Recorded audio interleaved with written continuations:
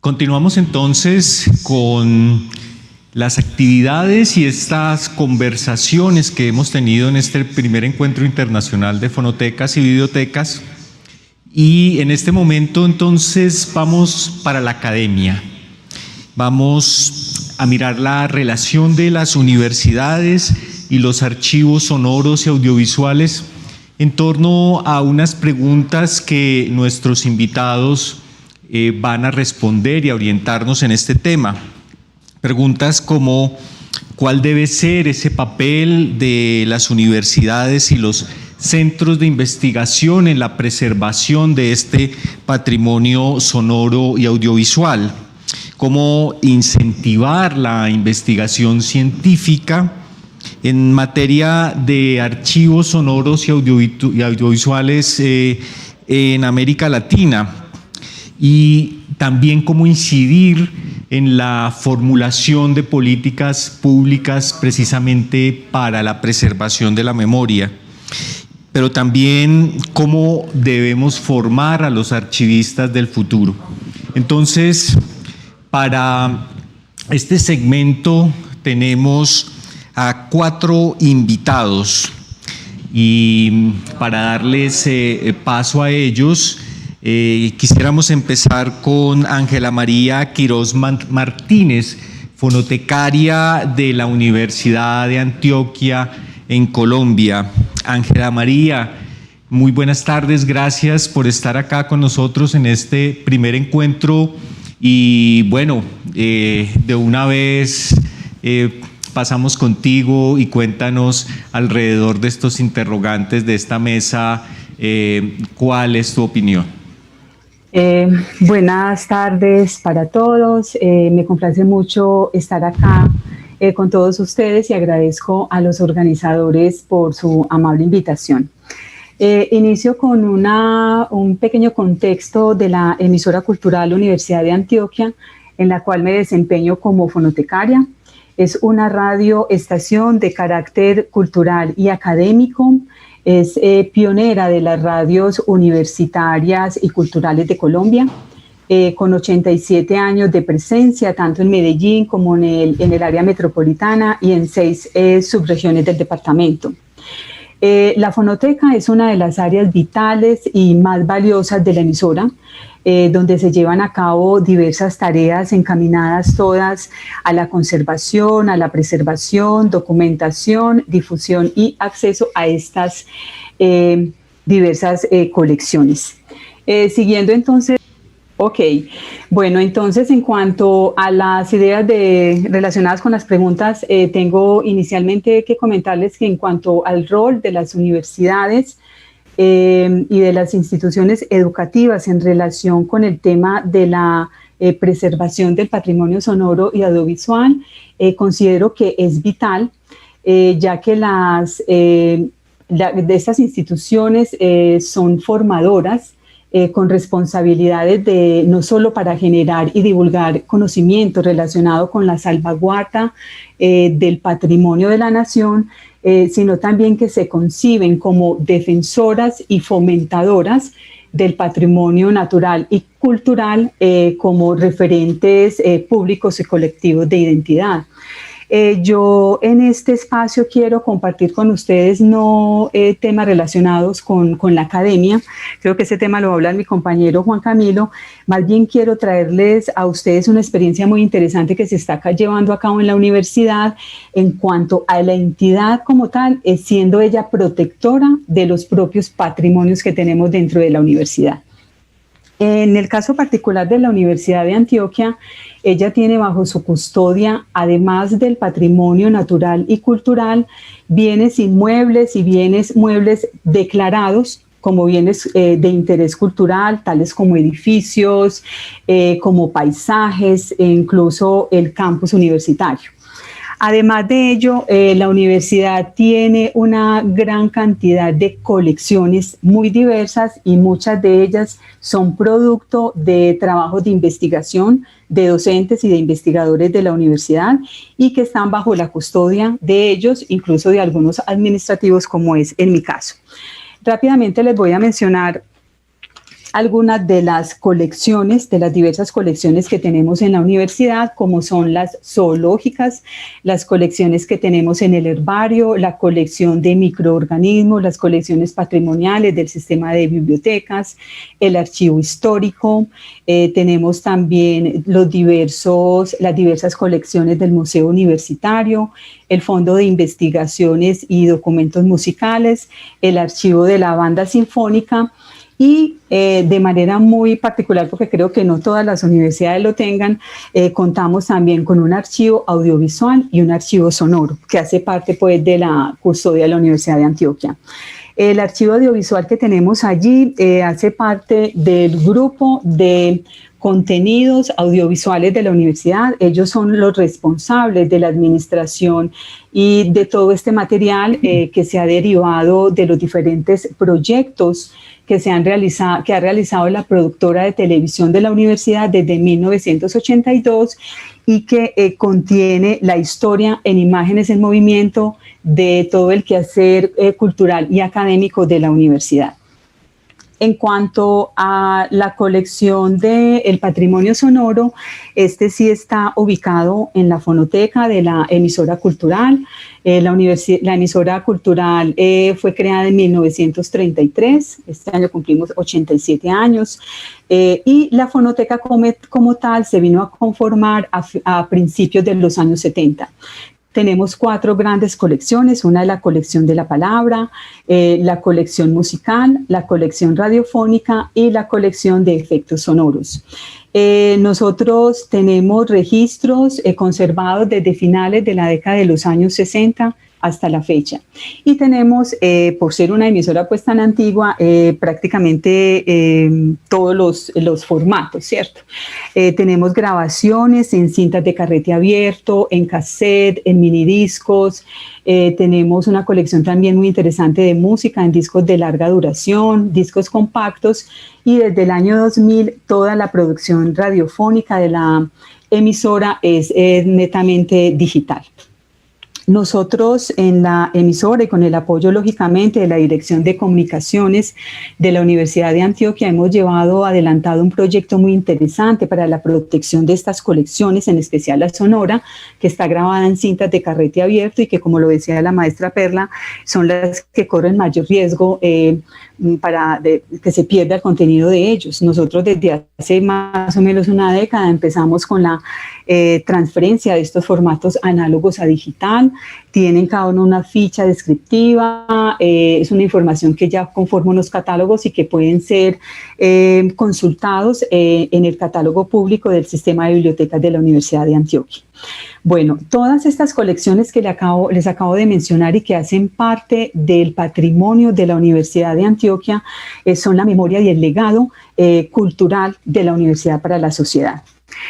Como ejemplo entonces de una iniciativa que vale la pena que se pueda replicar en otras instituciones de carácter educativo, como muestra el compromiso de las universidades ante sus propios patrimonios, es la de que gracias al trabajo de muchos años, un trabajo constante de la Red de Patrimonios y Memorias de la Universidad de Antioquia, se construyó la política de patrimonio de la Universidad de Antioquia. Esto para nosotros, este documento se empezó a construir como proyecto desde el año pasado y más o menos a inicios de agosto quedó listo, solamente falta una revisión y para ser llevado al Consejo Superior esperando la aprobación de esta política. Este logro es para nosotros un hito muy importante y muy valioso, ya que sabemos que algunas universidades del país han desarrollado políticas culturales, sin embargo, no se ha registrado hasta el momento una política universitaria enfocada específicamente al patrimonio de manera integral. Para nosotros, todos los que somos los responsables de la gestión de todos estos patrimonios y que hacemos parte de la Red de Patrimonios y Memorias de la Universidad de Antioquia, es un gran logro. Estamos muy contentos porque sabemos que esta política lo que va a ayudar es asegurar la salvaguarda de todos estos patrimonios universitarios. Bueno, en cuanto a cómo incentivar la investigación científica en materia de archivos sonoros y audiovisuales, yo considero que es impertinente, es muy pertinente y muy importante que antes de incentivarlos hagamos una mayor difusión del valor patrimonial de este tipo de documentos. Creo que es de vital importancia que cada una de las instituciones donde albergamos este tipo de acervos hagamos un trabajo constante de pedagogía, no solamente con la sociedad en general, sino también como foco principal la comunidad educativa. Para que sean ellos los que conozcan, les den el reconocimiento que merecen el patrimonio sonoro. Creo que una vez así, que toda la comunidad, tanto académica como los investigadores, sepan de la importancia del valor de estos acervos, sea mucho más fácil incentivarlos para promover el desarrollo de investigaciones en este campo. Ya que como todos sabemos, los archivos sonoros y audiovisuales tienen un papel fundamental en la generación de las nuevas, que alimentan las nuevas redes de información en esta sociedad contemporánea. También sabemos que los archivos sonoros audiovisuales son una fuente muy importante y muy valiosa de información. Para incentivar entonces la participación de estas comunidades, yo considero necesario que desde las facultades y desde los diferentes programas académicos se promuevan y se consoliden unas líneas de investigación enfocadas a la protección de estos patrimonios y que se articulen unos programas y unas agendas entre la academia, entre los investigadores y entre las instituciones donde tenemos todo este tipo de patrimonios, y de esa manera poder concretar proyectos que lleven que nos ayuden a la preservación, a la digitalización, a la difusión y al acceso de estas diversas colecciones. Bueno, y finalmente, pues como aporte a la tercera pregunta, que está relacionada con la formación de los archivistas del futuro, yo creo muy importante que se debe enfocar lógicamente en el conocimiento de las ciencias archivísticas con un énfasis en su función social, ya que son custodios de confianza para garantizar la autenticidad de los documentos de archivo. Igualmente, creo muy importante que ellos se deben acercar a la investigación, que cada vez se involucren más en los proyectos de investigación conjuntamente con otros profesionales de otras áreas del conocimiento.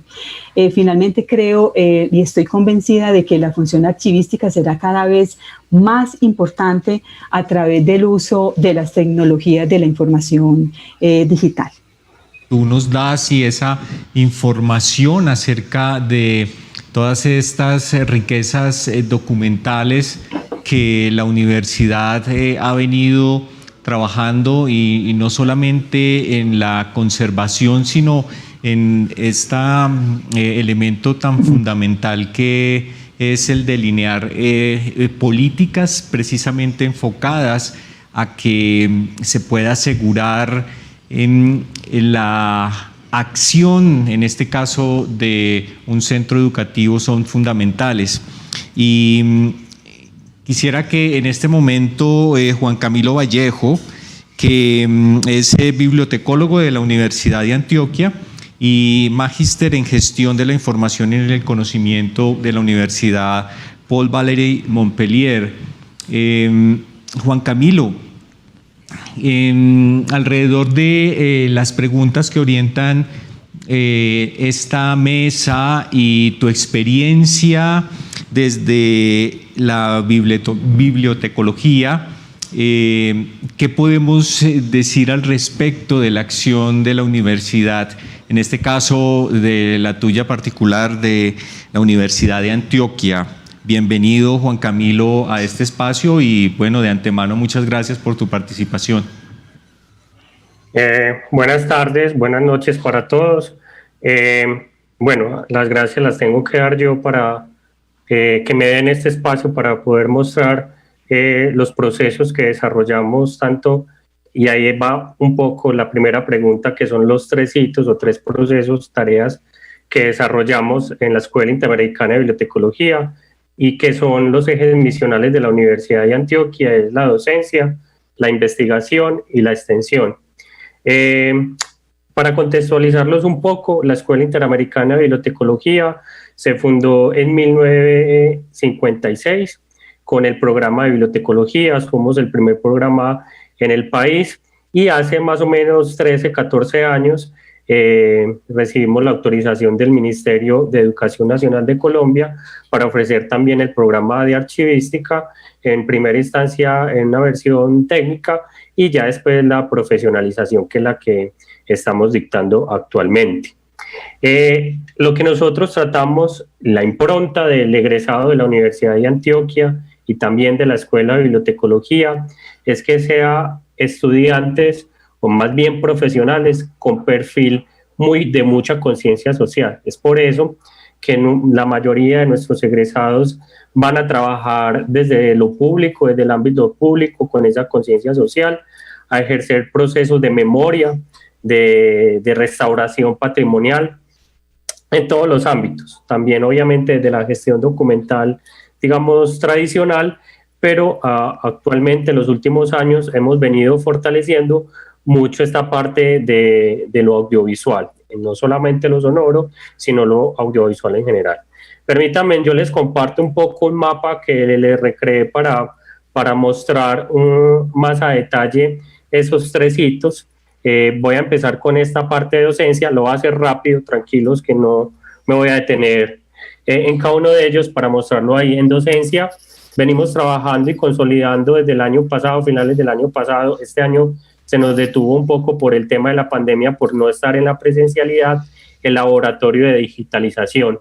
Ese laboratorio de digitalización, en primera instancia, pues todavía estamos en la consecución de los distintos recursos técnicos, tecnológicos. Ustedes muy bien saben que ese es el gran reto para los laboratorios o para los procesos de digitalización, sobre todo porque muchos de ellos ya padecen de la obsolescencia programada, de la obsolescencia tecnológica, no se consiguen en el mercado nuevos y antiguos, también es muy difícil conseguirlos. Entonces ahí dependemos mucho de la solidaridad de las distintas instituciones. Pero la idea es que en ese laboratorio de digitalización pues se puede hacer digitalización de documentos, también desde lo fotográfico, y obviamente aquí lo sonoro y lo video le estamos haciendo mucha fuerza para que nuestros estudiantes aprendan a manejar esos equipos especializados. Tenemos también el apoyo de la Facultad de Comunicaciones y también el trabajo práctico, que en algunas medidas, en primera instancia, digamos, en el segundo semestre, cuando ellos ven automatización de archivos, se acercan la mayoría de ellos por primera vez a esta tipología de archivos. Ejemplo, siempre hacemos una visita a la fonoteca de la universidad. Allá muy amablemente Ángela nos recibe siempre, les muestra cómo se gestiona sus archivos, cómo se organiza, cómo debe ser su infraestructura física, cómo se hacen los procesos de digitalización, de conservación, etcétera. Y ellos empiezan a ver ese mundo, o sea, les empiezan a abrir un poco la mente, empiezan a ver más allá de ese perfil laboral, unos nuevos escenarios, y empiezan a enamorarse un poco de ellos. Eso lo trabajamos también mucho de nuestro laboratorio de digitalización, tratando de que estos chicos también no se centralicen, o sea, no se queden en las ciudades grandes, en este caso nuestro país, Medellín, Bogotá, sino que miren el país como un todo, que miren que también hay de esta tipología de archivos también unas necesidades de personas capacitadas y personas que puedan desarrollar ahí. Entonces vamos en esa consecución y en ese fortalecimiento de esa infraestructura física y tecnológica de nuestro laboratorio. Bueno, acá están más o menos las asignaturas de automatización. Estamos en un proceso de innovación curricular.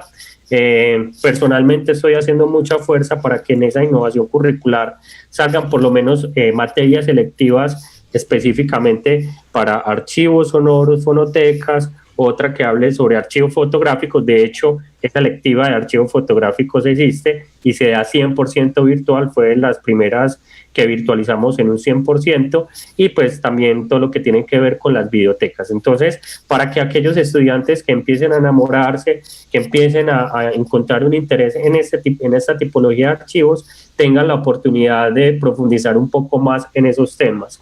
Hay algo también muy importante, y es que hace por ahí que 2, 3 años que empezamos a fortalecer esa parte de los archivos audiovisuales, también hemos evidenciado el interés en los trabajos de grado.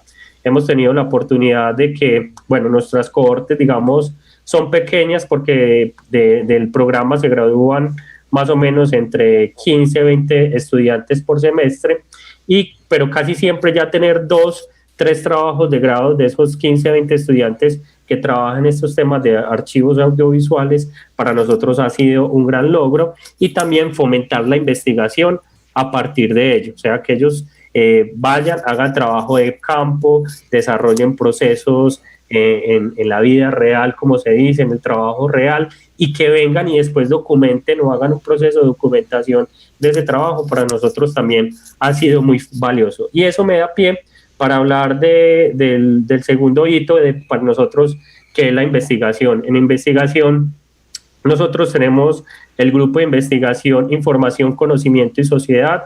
Es un grupo de investigación clasificación A en Colciencias.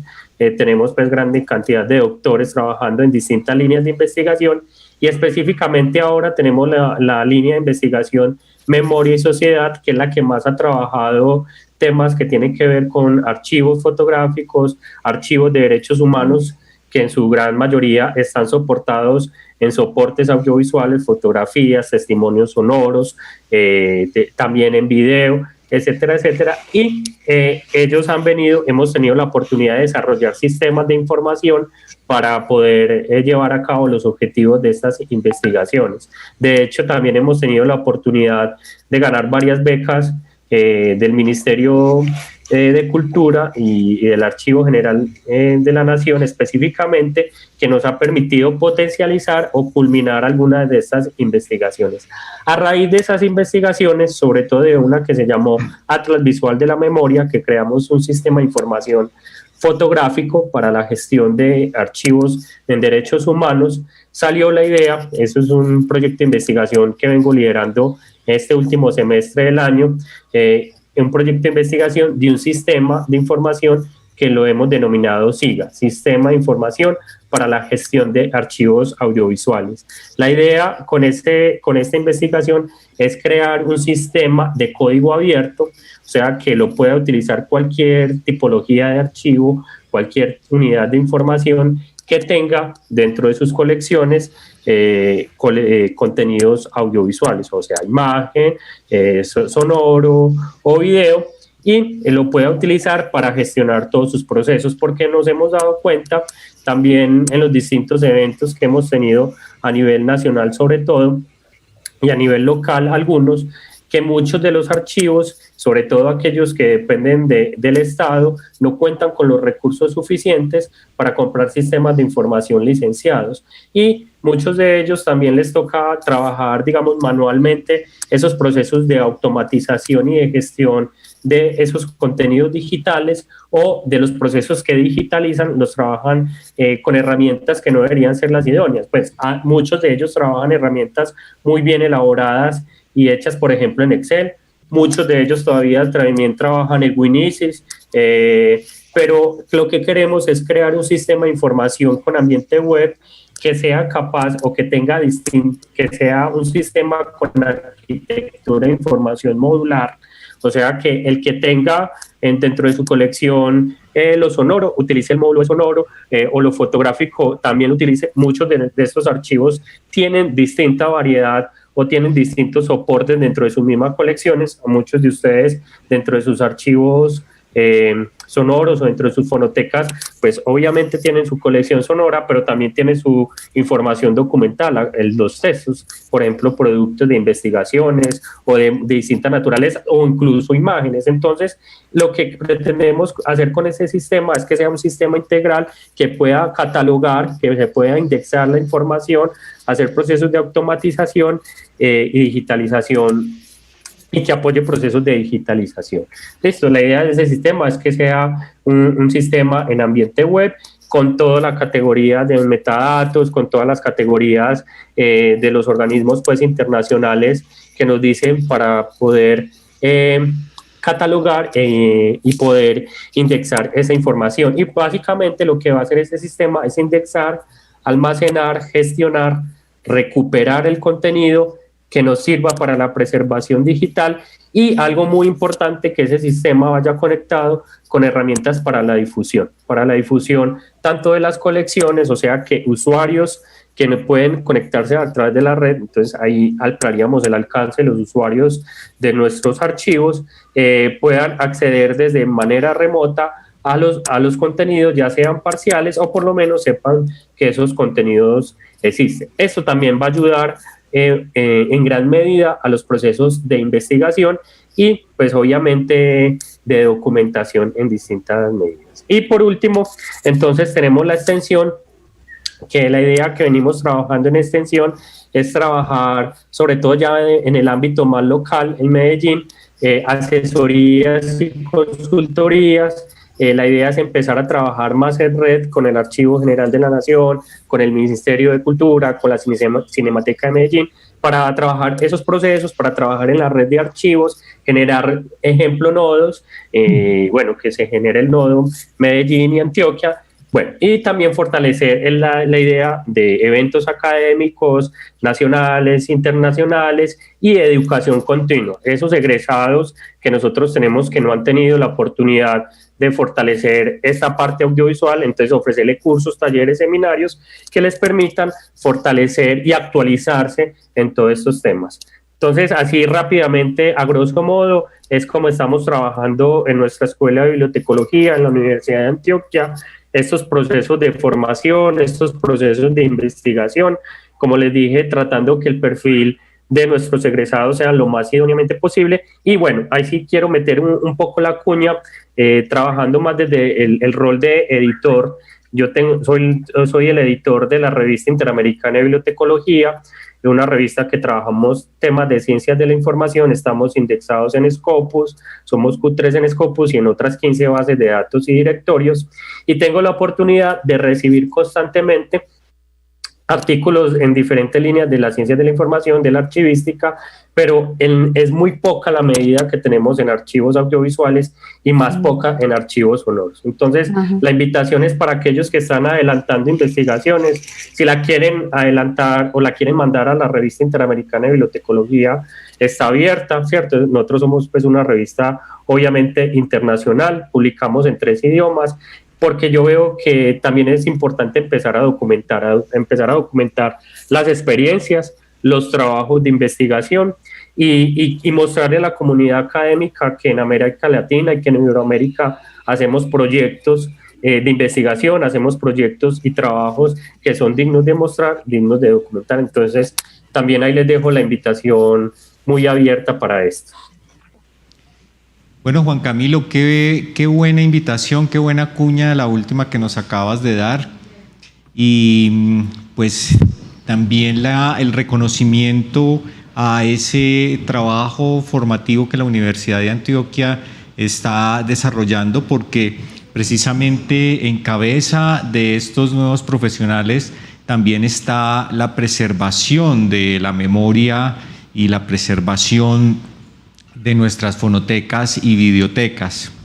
Y quisiéramos entonces en este momento irnos hacia el sur de nuestro continente, a Uruguay, y está con nosotros Antonio Pereira, que es profesor e investigador de la Facultad de Información y Comunicación de Uruguay. Él es magíster en investigación en historia contemporánea.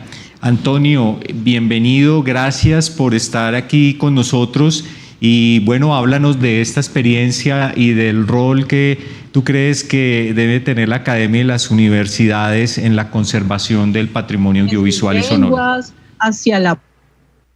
Bien, bueno, nada, primero, muchas gracias por la invitación. Creo que estas instancias son como súper interesantes y me parece en realidad que hay como muchas... las preguntas que nos hacemos o que nos hace este panel tienen como muchas puntas. Yo creo que no voy a contestar, creo que ninguna totalmente, pero bueno, creo que voy a plantear algunas ideas de cómo venimos trabajando nosotros. Sí, les cuento un poco, voy a compartir la presentación, así más o menos creo que va a ser más sencillo para todos. Sí, mi facultad, la Facultad de Información y Comunicación, en Uruguay tiene una característica que para nosotros es muy atractiva. Sí, si escucharon a mi compañera hoy, directora del proyecto en el cual yo trabajo, la doctora Mónica Marona, lo habrán escuchado. Es una facultad que reúne, sí, dos institutos, el Instituto de Comunicación y el Instituto de Información, en una misma facultad y en un mismo edificio, que desde ya cuando vayan a Uruguay, vayan una vuelta, está muy linda, es una facultad nueva, inaugurada hace poquito, así que estamos como súper contentos de la casa nueva. Y eso nos permite generar como algunas sinergias que creo que son interesantes. El proyecto que nosotros estamos trabajando es un proyecto que se llama Sonidos en Transición, 1980-1990, y que básicamente lo que se propone es recuperar patrimonio sonoro vinculado a esta década, que es el de la transición política en Uruguay tras la última dictadura cívico-militar. Algo que me parece que es importante que sepan, que estaba en la presentación, pero bueno, creo que en esta mesa soy algo alóctono, ¿sí? No vengo de las ciencias de la información, soy historiador, ¿sí? Así que bueno, como dice el tango, mi cariño por los archivos no es sincero, ¿no? Este cariño no es sincero porque en realidad, como investigador de historia de los medios, siempre uno de los problemas más grandes que tenemos es el acceso a las fuentes.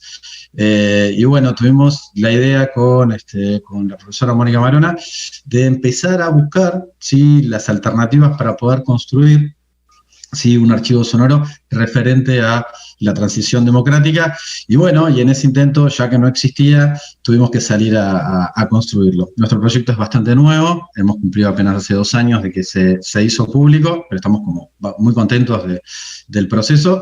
Le debemos muchísimo a Perla, que fue la que, bueno, nos ha impulsado y nos ha dado una mano enorme. También a Fabricio Malán, que lo habrán escuchado en los paneles anteriores, de Radio Nacional, que también nos ha ayudado un montón. Es decir, hemos tratado de nutrirnos de diferentes experiencias. Sobre las 3 preguntas que nos hicieron, bueno, yo lo dividí como en 3 temas, que me parece o 3 líneas que pueden ayudar a tirar algunas ideas de lo que estamos haciendo, que en una de esas resultan útiles y están buenas para conversar un rato. Creo que algo que a nosotros nos seduce mucho es la idea de pensar la investigación en un cruce de caminos, ¿no? Mi primer acercamiento al tema de los archivos, algo que fui encontrando es como, creo que tenemos como algunos problemas, los cientistas sociales, y ¿no?, con los archivos, tenemos como una relación un poco medio de amor-odio, los necesitamos, pero ahí estamos como en un enfrentamiento a veces con la gente de archivología, y eso, bueno, no sé si pasa en todos lados, pero bueno, creo que en Uruguay, en la región, por algunas experiencias que he tenido, estamos como en esa situación.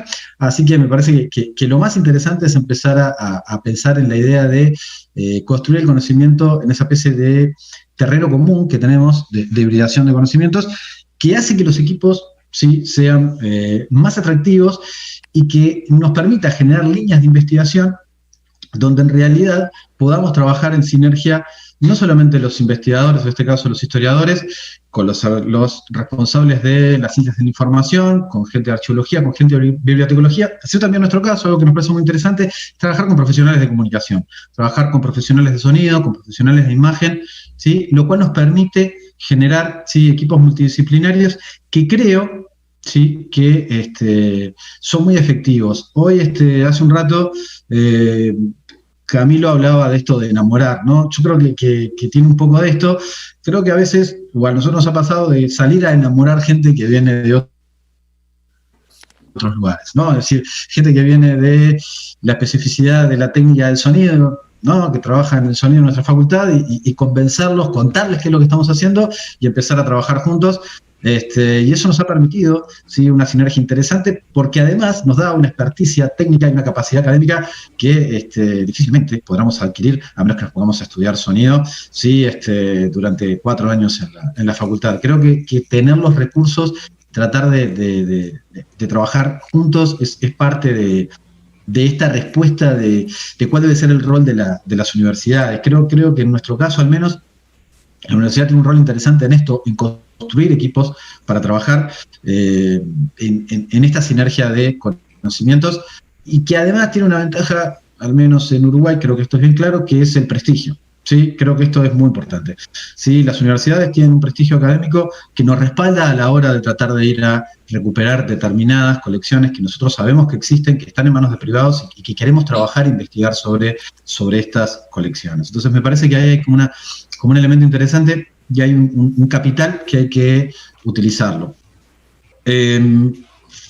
Porque existe, creo, también, o al menos en nuestra experiencia nos ha pasado mucho, una desconfianza casi natural cuando uno va a tratar de recuperar alguna colección. En nuestro caso, nuestra colección está dada por una cuestión temporal, que es los 80 y los 90, básicamente en cassette, ¿sí?, de cinta. Y eso es algo que la gente conserva mucho y tiene como un valor afectivo muy grande que hace que a veces sea difícil que se desprendan, ¿no? Entonces, como que uno tiene que ahí tratar de negociar, ¿no? Eso de, bueno, ¿qué va a pasar? ¿Se van a perder? ¿Qué van a hacer con ellos? Es decir, me parece que hay una cuestión interesante que creo que la universidad puede ofrecer, o las universidades pueden ofrecer desde un lugar de ese capital académico que es muy importante.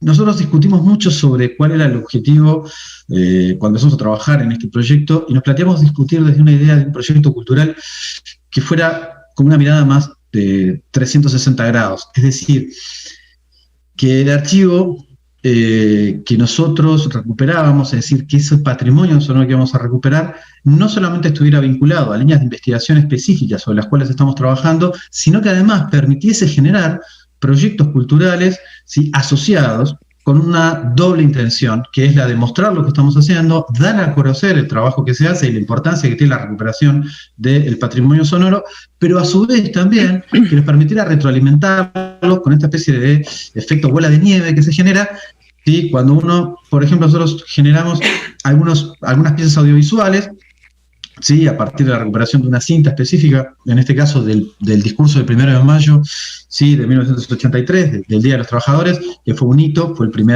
la primera manifestación popular masiva que se genera aún durante, sí, en el último periodo, pero todavía durante la dictadura militar en el Uruguay. Recuperamos una cinta de cassette que se había grabado ese discurso, que hasta ese momento no teníamos, ¿sí?, no había registro de que existiera. Entonces eso nos permitió generar a partir de ahí una serie de contenidos, entonces un documental de 30 minutos y una serie de podcasts para la radio universitaria que hicieron que el trabajo se difundiera, y a partir de ahí no solamente dimos a conocer lo que estábamos haciendo y planteamos algunas cuestiones teóricas en torno al valor del patrimonio sonoro y a su recuperación, sino que además generamos, ¿sí?, que muchas otras personas se arrimaran, ¿sí?, al proyecto diciéndonos, tenemos esta cinta, tengo esto otro, no me gustaría ver, ¿a ustedes les interesaría? Eso me parece que hay una ida y vuelta que es importante en términos de cómo vincularse a la comunidad. Me parece que eso es bien atractivo. Hoy Ángel hablaba del valor de la radio universitaria como elemento de difusión de cultura, y bueno, creo que hay que buscar las estrategias para posicionarnos dentro de esos mecanismos de difusión. Creo que es una buena forma, ¿sí?, de revalorizar el patrimonio sonoro. Y en general esta idea de que los insumos que nosotros generamos en la recuperación, hoy a lo largo de todo el día, yo fui escuchando la importancia de la difusión, de lo que se hace y la difusión del material que se rescata. Bueno, creo que es una buena alternativa de sacarlo también del ámbito académico, ¿no? Esta idea de la extensión, de vincular a la universidad con la comunidad, ¿no? Planchándolo con el punto 1, eso de, bueno, vamos a salir a buscar algunas colecciones que queremos y vamos a mostrar qué es lo que estamos haciendo, y eso creo que nos va a generar mayor capacidad para obtener esos insumos. Y sobre la idea de qué hacer con los alumnos de archivología o cómo formar a nuestros alumnos de archivología. Bueno, si bien no soy archivólogo, trabajo en la carrera de archivología como docente de historia institucional y me quedo con algo que hablamos hoy en la previa con los otros 3 panelistas que me tocó compartir, que es esta idea de enamorar a nuestros estudiantes. Sí, creo que ahí hay un valor que es fundamental. Creo que todos los que hacemos esto, demostramos una pasión por lo que hacemos. Creo que si logramos transmitir esa pasión y logramos incluir, ¿sí?, promover la inclusión en los contenidos de los cursos de formación de archivología y de otras orientaciones, el valor que tiene, ¿sí?, el patrimonio audiovisual y el patrimonio sonoro, creo que eso forma parte de construir una conciencia no solamente de recuperación y conservación, que es muy importante, sino de investigación y de pensar el patrimonio sonoro como un campo de trabajo rico y de intercambio donde podemos, ¿sí?, desarrollar diferentes alternativas. En especial nuestra facultad, impulsos de Mónica Marona, que es la que ha llevado adelante en nuestra facultad esta idea, empieza un diploma de especialización y maestría en patrimonio documental, historia y gestión, que iba a arrancar este año, pero bueno, con esto de la pandemia, pasó para comenzar en 2021, que es totalmente innovadora en Uruguay y es una buena alternativa también para la especialización, que es algo de lo que también planteaba Camilo hace un rato, que habíamos conversado, sí, con Guillermo también en la previa, de esta idea de poder especializarse en patrimonio sonoro y audiovisual. Y estoy en tiempo y creo que si metí todo lo que iba a decir en este ratito, fue como un golazo. Así que bueno, nada, nuevamente súper contento de estar en el encuentro y espero haber aclarado algunas de las ideas que estaban en la vuelta. Y ha sido, Antonio, muchísimas gracias y creo que en ese título que quisimos darle a nuestro encuentro de ritualidad quedan muy bien esas palabras tuyas de enamorarse, de pasión e incluso la alusión al tango que nos has hecho en medio de las ideas y de esos 360 grados también que nos planteas en tu intervención. Muchas gracias, Antonio, y queremos darle ahora paso a Guillermo Forero Cruz de la Universidad Jorge Tadeo Lozano acá en Colombia. Guillermo es comunicador social, periodista y publicista, especialista en cine y televisión, radio y producción audiovisual. Ha trabajado con los medios públicos como director y productor de radio y televisión y es gestor de patrimonio audiovisual del sistema de bibliotecas precisamente de la Universidad Jorge Tadeo Lozano.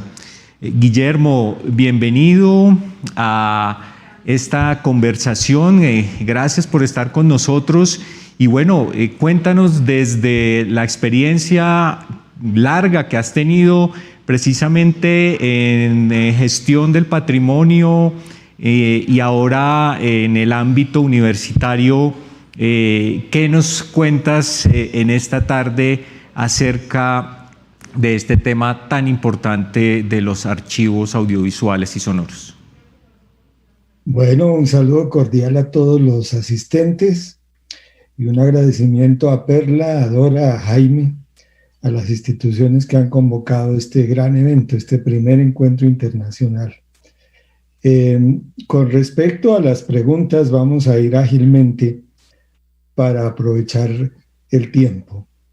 Entonces, estoy compartiendo mi pantalla, no sé si ya ven Lo primero que vamos a abordar es el rol de las universidades y los centros de investigación.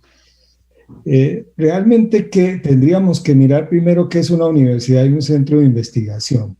Realmente nosotros somos comunidades de estudio y de creación de conocimiento, dos cosas fundamentales, pero también somos lugar de la memoria, así Nora Pierre no nos haya incluido como tal en su disertación sobre los lugares de la memoria, porque realmente para generar conocimiento y para generar estudio la memoria es privilegiada en las universidades y también en los centros de investigación.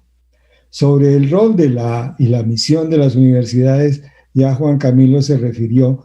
Brevemente diré que son fundamentalmente formación, investigación y proyección social, que esos son los campos en los cuales nosotros incursionamos. La universidad también es universal. Entonces, quiere decir que cualquier conocimiento, cualquier tema que nosotros tomemos, lo tomemos en contexto universal, desde todas las ciencias.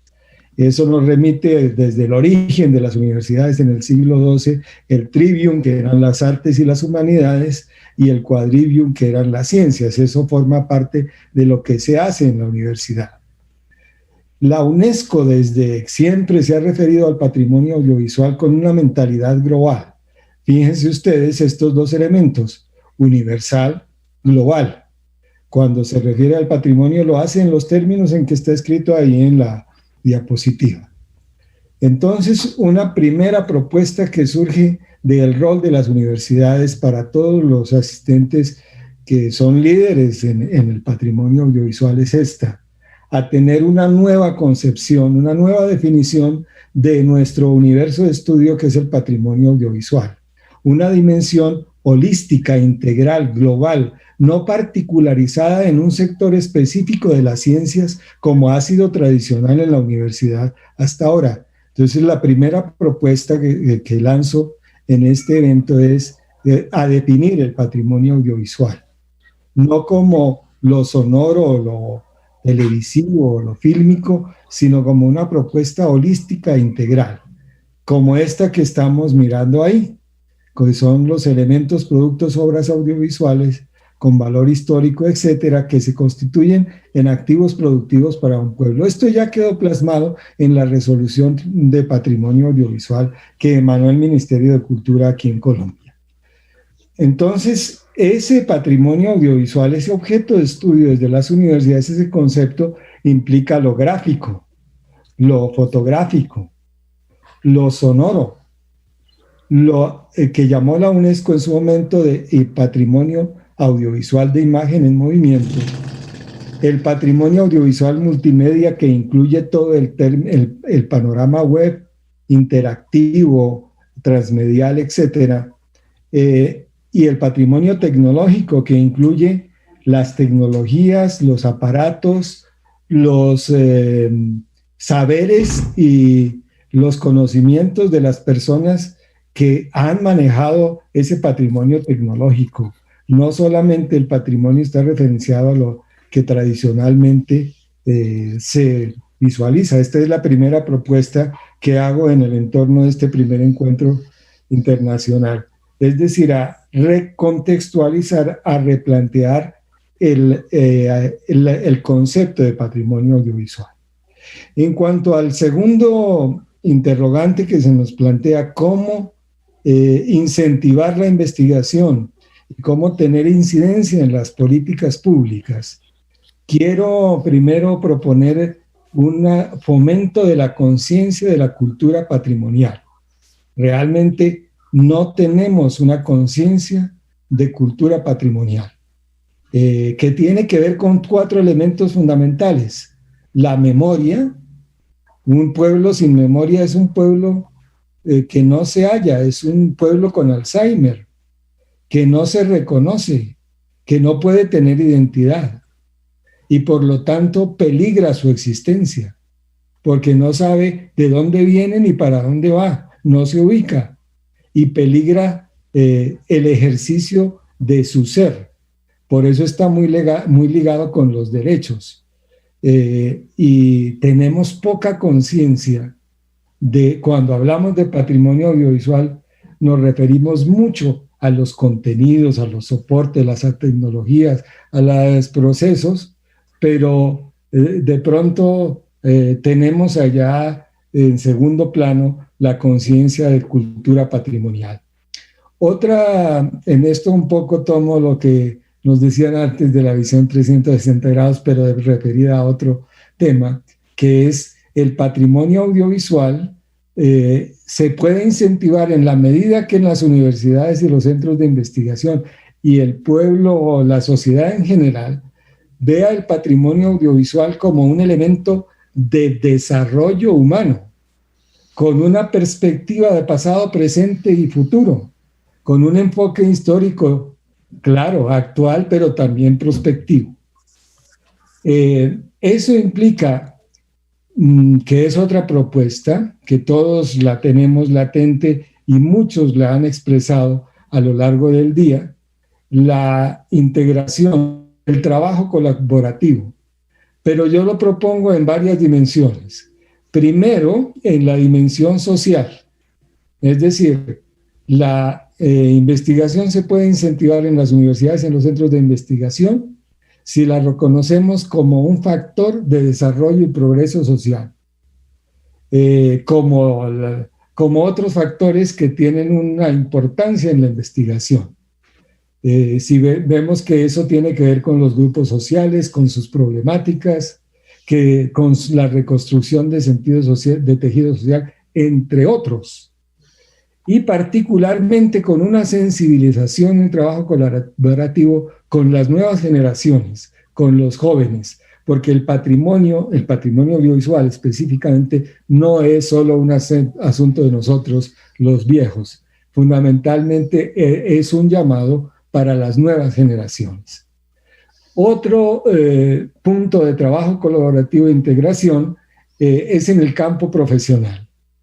Ya planteaba Antonio un poco cómo en Uruguay se nota una cierta tensión entre los archivistas, entre los museólogos. Bueno, no es solo en Uruguay, aquí también. Los bibliotecólogos tratan de imponer sus criterios, los de archivística también, etcétera. Lo cual implica de poner un poco, y esa es la propuesta, de poner un poco esas trincheras particulares y hacer una integración profesional interdisciplinar y transdisciplinar. Que ya ahí ustedes ven en la imagen la resolución número 3441 del gobierno colombiano sobre patrimonio audiovisual, que se logró después de 3 años de trabajo con una integración interdisciplinar y transdisciplinar liderada por Marina Arango, que estuvo en la mesa anterior, y Laura del Archivo General de la Nación, que también estuvieron en la mesa anterior. Otra integración que es necesaria porque no es suficiente con las otras para incentivar la investigación, es una integración en el ámbito empresarial. Los empresarios han de entender que los documentos audiovisuales son los activos audiovisuales de su empresa, que son generadores de sustentabilidad. Sobre esto pues habría mucho que decir, pero no tenemos tiempo para profundizar en cada tema, solo lo dejo a nivel de planteamiento. Todo esto concluye en la educación y la formación, pero no solo de los estudiantes de pregrado, posgrado y maestría, sino la formación de la sociedad en general, que vaya a los colegios, que vaya a las empresas, porque los empresarios muchas veces no visualizan que en lo que vamos a ver en la siguiente pregunta, ellos tienen un capital muy importante. Entonces, quiero abordar la tercera pregunta. La tercera pregunta estaba formulada en términos distintos. Decía, ¿cómo formar el archivista del futuro?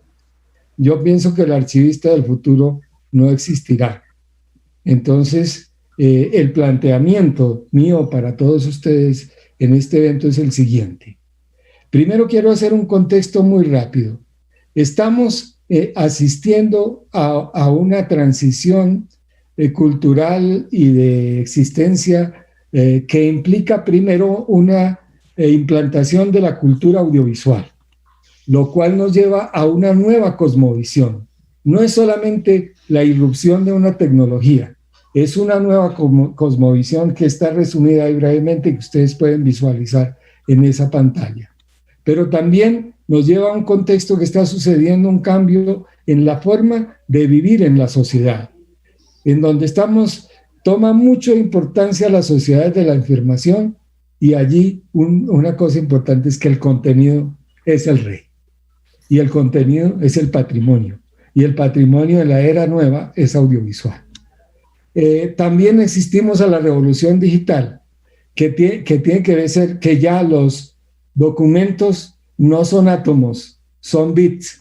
Entonces, esa nos plantea una revolución en donde el documento se desmaterializa. Entonces, es la era de la desmaterialización. También estamos en la era del desarrollo tecnológico, que nos plantea una disrupción, porque es violenta y rapidísima. Entonces, eso plantea, por ejemplo, nichos de estudio como las humanidades digitales, un campo nuevo, o como la economía naranja, en donde el contenido como patrimonio viene a convertirse como un activo audiovisual dinamizador de las industrias, de la cultura, del entretenimiento y por cuanto de la economía y del Producto Interno de los países. Esto que está sucediendo, estos fenómenos a los cuales asistimos, está expresado por Jesús Martín Barbero, este gran pensador y comunicólogo español y latinoamericano y iberoamericano, en eso que él cita ahí, que no voy a leer, les invito a que lo lean ahí en la pantalla, porque esa es la base, digamos, conceptual para mi propuesta. Es necesario, así como tenemos que replantear la definición de patrimonio audiovisual y dejar las trincheras, también es necesario replantear la nueva conceptualización, también integral y holística, de la gestión de patrimonio audiovisual, que es la actividad del gestor de patrimonio audiovisual, no del no del archivador o el archivista del futuro, sino de la nueva profesión que surge en el mundo de hoy por estos cambios, que es el gestor de patrimonio audiovisual. Esa profesión no existía hasta ahora. No es ni archivista, ni bibliotecólogo, ni museólogo, no, es una profesión nueva. Primero, esa actividad incluye coleccionar, inventariar, verificar, investigar, valorar, preservar. Y la preservación audiovisual no se refiere solamente a la conservación, implica conservación, digitalización, duplicación, migración, emulación y restauración.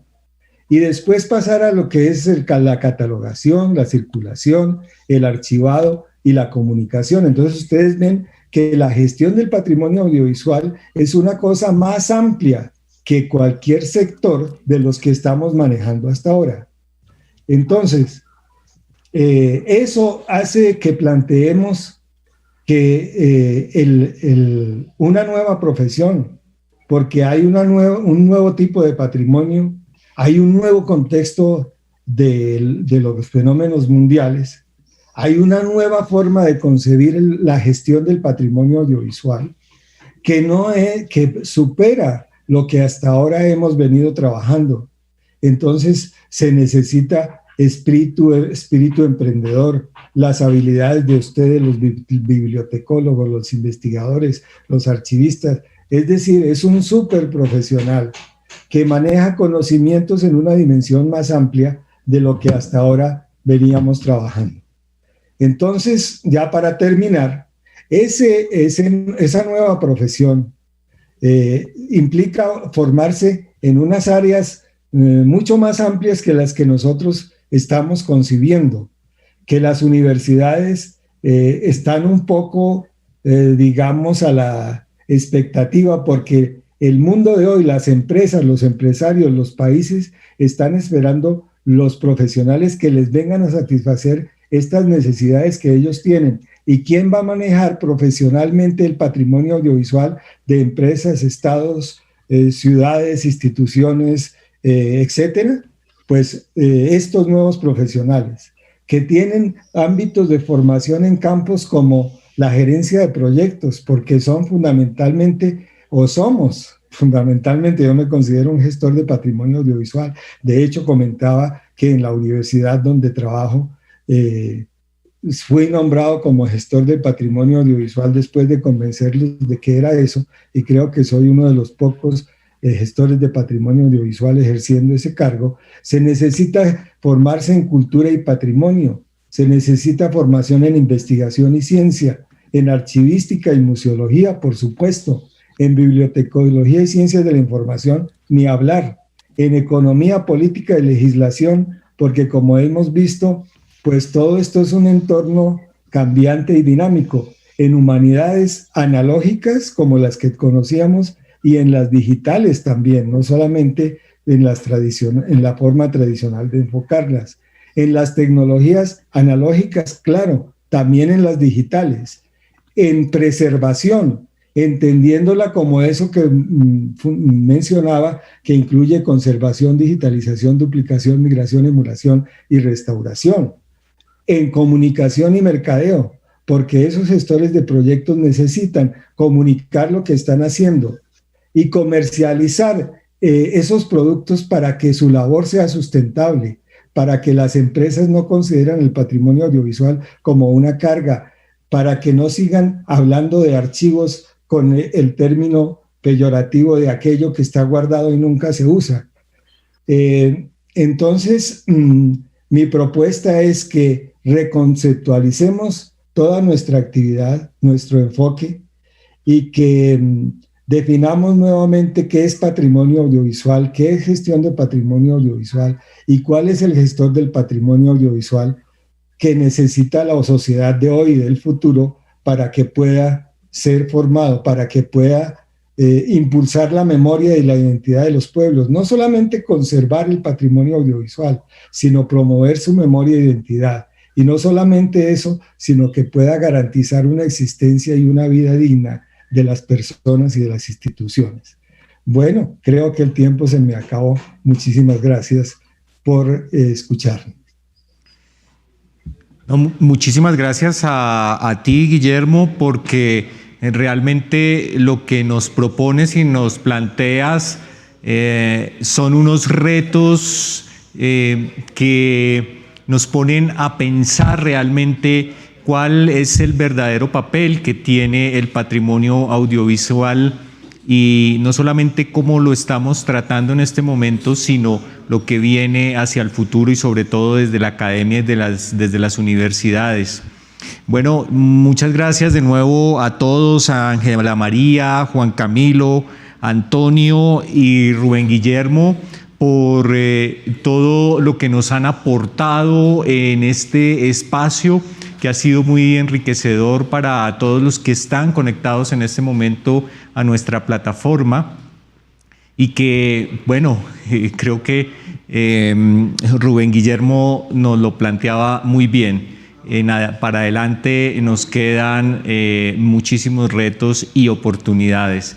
Entonces, muchísimas gracias, nos veremos en una próxima oportunidad y bueno, seguimos adelante, sigan conectados acá con este primer encuentro internacional y bueno, a continuación, la mesa de participación de la sociedad en la salvaguarda del patrimonio sonoro y audiovisual.